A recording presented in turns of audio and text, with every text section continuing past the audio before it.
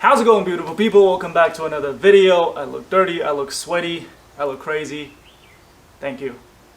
But I'm gonna need you to not worry about that because today I'm gonna show you how to remove your engine out of your E36. And if this is your first time doing it, here are the things that you need. First of all, tools, and I mean a lot of them. You can't really see it right now, but trust me, I have a garage full of tools.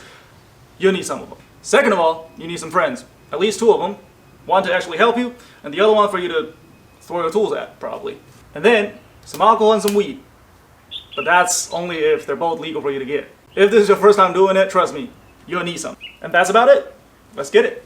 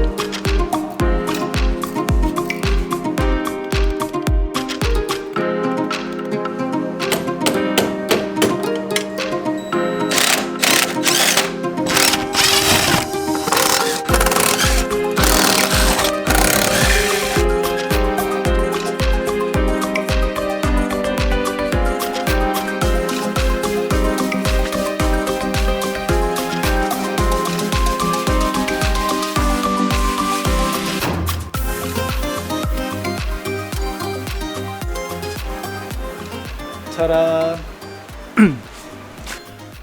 So yeah, the engine's finally out. It took me about 6 hours on and off. If I didn't have to film it, probably it's gonna take me about 3 hours, just because I've done it so many times. If this is your first time doing it, I would say give it a good 2 days, just because you need some time to sort everything out, and maybe just go buy some tools that you didn't know